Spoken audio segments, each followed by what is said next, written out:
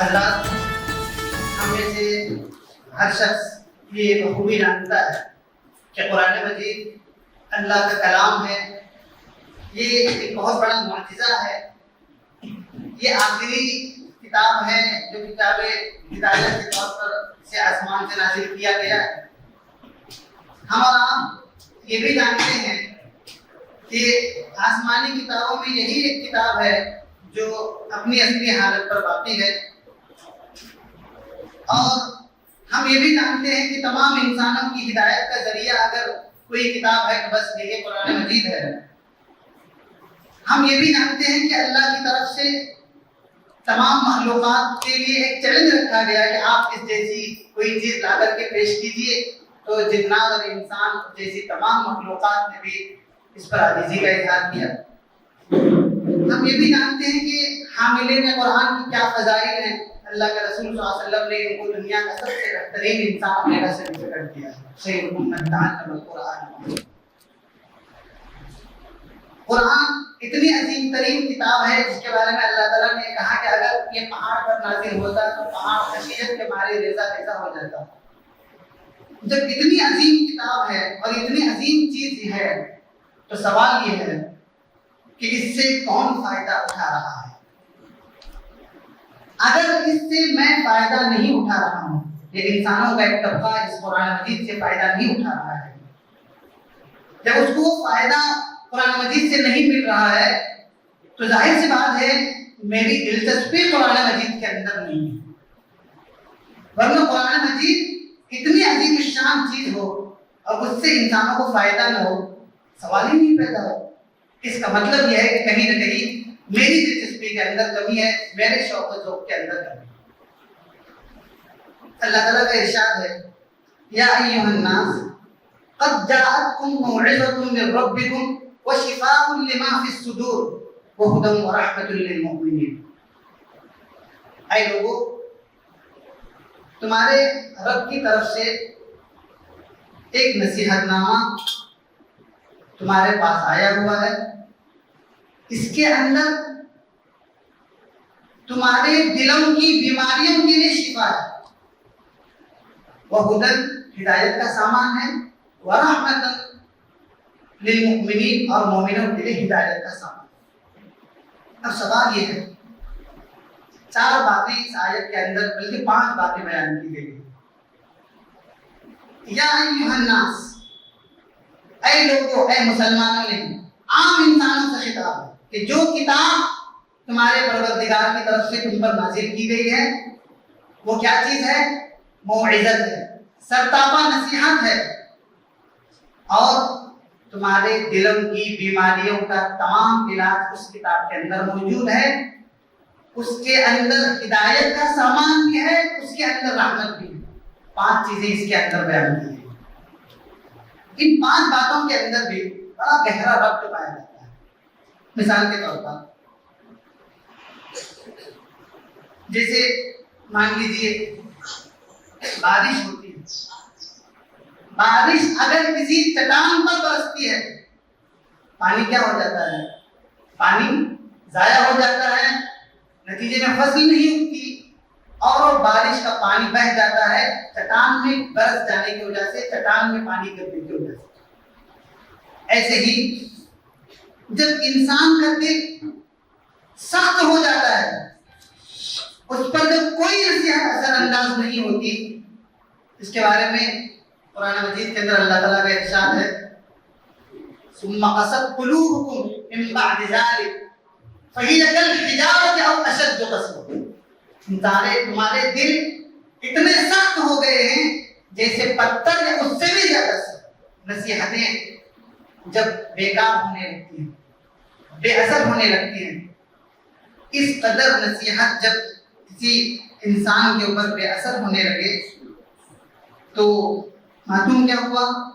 اس کو دور کرنے کے لیے انسان کو موعظت کی ضرورت پڑتی ہے، سمجھانے کی ضرورت پڑتی ہے. نصیحت جب انسان کا دل قبول کرنے لگتا ہے تو پھر بعد کا مرحلہ آتا ہے شفاء لما فی الصدور. آپ کے دلوں کے اندر جو کمیاں ہیں، جو بیماریاں ہیں، ان بیماریوں کے لیے کتاب ہدایت کیا ہے؟ شفا کا ذریعہ ہے. دلوں کی بیماریاں کیا ہیں؟ ہارٹ بلوکیج، خون کی نالیوں کا جم جانا، خون کا انجماد ہو جانا، یہ ظاہری بیماریاں ہیں۔ قرآن مجید جن بیماریوں کی طرف اشارہ کر رہا ہے وہ باطنی امراض ہے۔ دل کے اندر حسد ہے، اپنے بھائی کے تعلق سے دشمنی ہے، دل میں انا پرستی ہے، تکبر ہے، خود کو ہی سب کچھ سمجھنے کی بات ہے، تو پھر ایسے شخص کو قرآن مجید سے رجوع ہونا چاہیے، اس لیے کہ قرآن مجید شفاء لما فی الصدور ہے، دلوں کی بیماریوں کے لیے شفا کا ذریعہ بنتا ہے۔ پھر وہ خود ہدایت بھی ہے، انفرادی طور پر بھی قرآن مجید کے اندر ہدایت ہے، اجتماعی طور پر بھی قرآن مجید کے اندر ہدایت کا سامان ہے۔ ورحمتاً، اور جب اس ہدایت کی روشنی میں اگر کوئی آدمی اپنی زندگی کی گاڑی کو آگے بڑھاتا ہے تو پھر اس کی زندگی سطح پر رحمت بن جاتی ہے، عام انسانوں کے لیے بھی، اس سماج کے لیے بھی جس سماج کے اندر وہ زندگی گزارتا ہے۔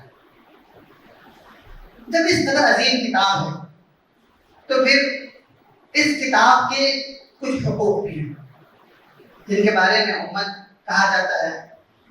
ہم اپنی مجلسوں کے اندر اس پر بات کرتے ہیں، اشارت کر کے میں اس پر آگے بڑھ رہا ہوں۔ وہ یہ ہے کہ قرآن مجید کے ہم پر 5 حقوق ہیں۔ نمبر 1، ہم اس پر ایمان رکھیں کہ اللہ کی کتاب ہے۔ نمبر 2، تلاوت اس کا حق ہے قرآن مجید کا۔ نمبر 3، اس پر تدبر کیا جائے، غور کیا جائے۔ نمبر 4، سماج کے اندر اسے نافذ کیا جائے، اپنی زندگی پر بھی اور عام انسانوں کی زندگی پر بھی۔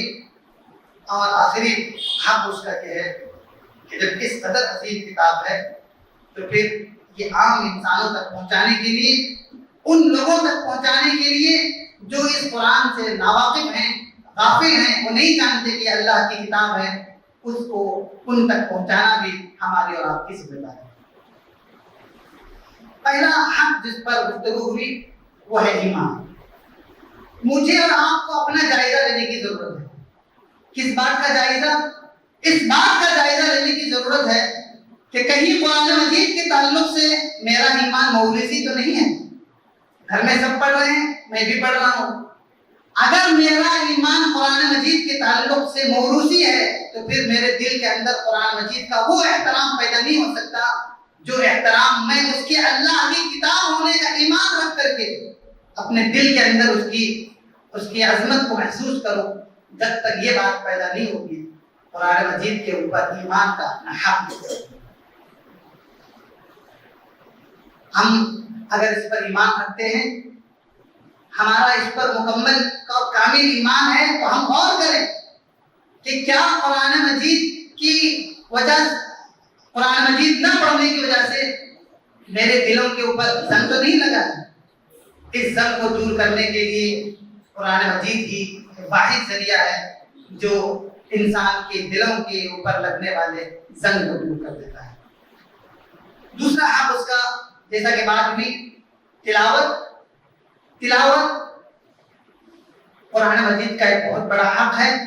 ہمیں افسوس کے ساتھ کہنا پڑتا ہے کہ ہم یہ سمجھتے ہیں کہ یہ رمضان المبارک آئے گا تبھی ہم اس کی تلاوت کریں، جبکہ اگر ہم اس پر غور کریں، یہ کثرت سے پڑھی جانے والی کتاب، بار بار پڑھی جانے والی کتاب، روحانی فائدہ دلوں کو پہنچانے والی کتاب، دل کی دنیا روشن کرنے والی کتاب، دماغ کو جو ہے اللہ تعالیٰ کی کائنات کے اسرار اور رموز کو واقف کرانے والی کتاب۔ ہم اس کتاب کو پڑھتے ہیں اسی وقت جب گھر میں کسی کی موت ہو جاتی ہے، یا تو پھر ہم سال بھر تاقوں میں سجا کر کے رکھتے ہیں، رمضان آتا ہے تو پھر اس کے اوپر سے غلاف اتر جاتا ہے۔ جبکہ یہ ایسی کتاب ہے، سینکڑوں سال پرانی ہے میرے گھر میں کتاب، سینکڑوں سال پرانی ہے میرے گھر میں کتاب، روز پڑھتا ہوں مگر روز نہیں لگتی ہے۔ اگر میں یہ سوچ کر کے پڑھتا ہوں کہ اللہ کا کلام ہے، اس کا حق ہے کہ میں اس کی تلاوت کروں، تو پھر مجھے روز اس کے اندر سے کچھ نہ کچھ معنی اور مفاہیم، کچھ نہ کچھ میرے لیے زندگی گزارنے کا نیا راستہ قرآن مجید سے مل سکتا ہے۔ تیسری چیز تدبر غور و فکر کی بات ہے۔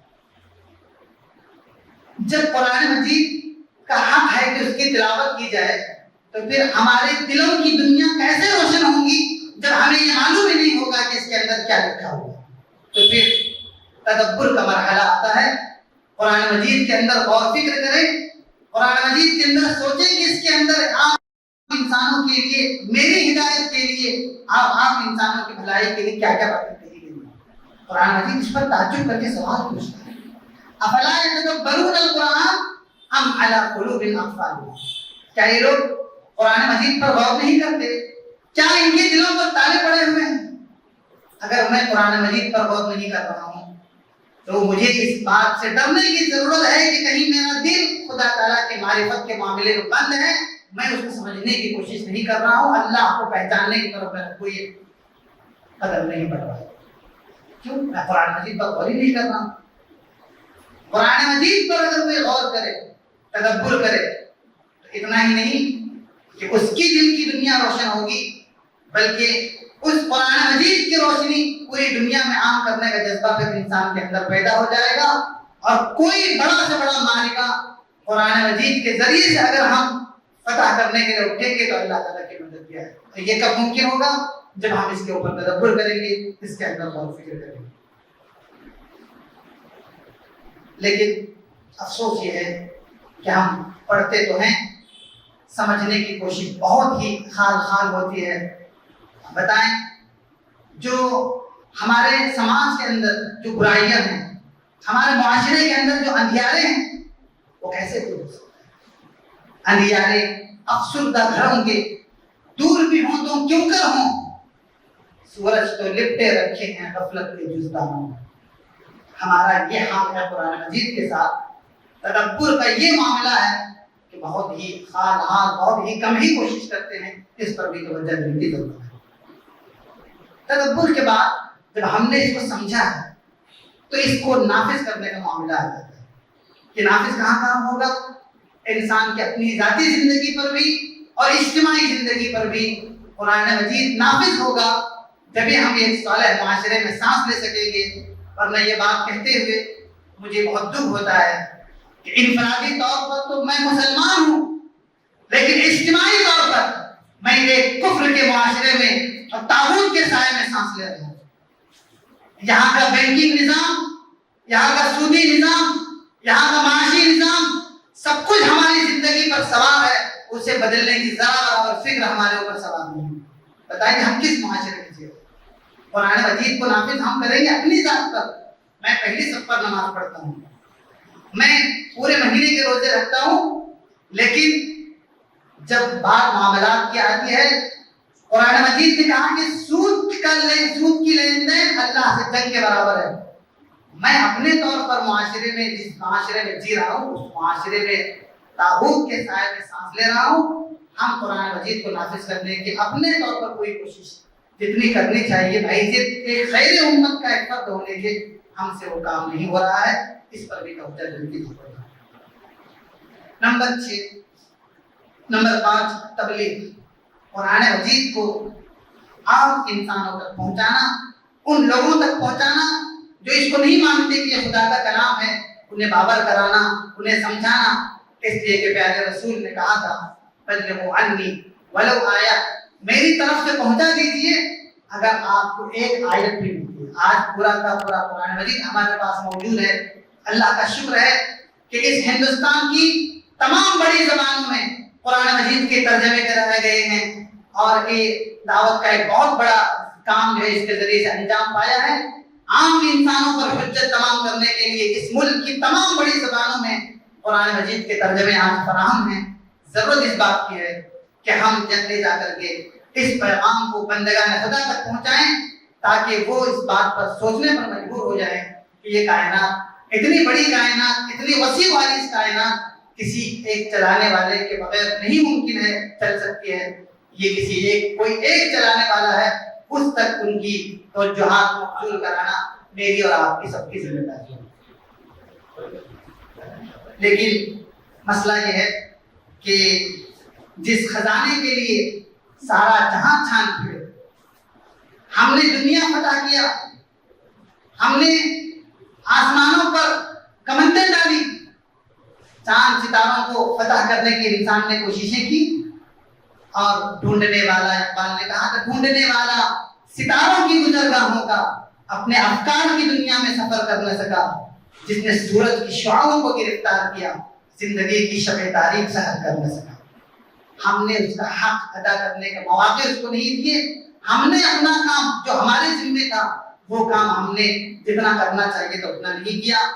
جس خزانے کے لیے سارا جہاں چھان پھرے، گھر کو پلٹا تو اسے تاپ میں رکھا ہے، آج ہم نے اسے جزدانوں میں بند کر کے رکھ دیا ہے، اور ہم یہ سمجھتے ہیں کہ یہ بس کچھ ہی لوگ اس کو سمجھے کافی ہیں، عام انسانوں کے سمجھنے کی کتاب نہیں۔ اس تعلق سے بھی ہمارے اندر بیداری آنے کی ضرورت ہے۔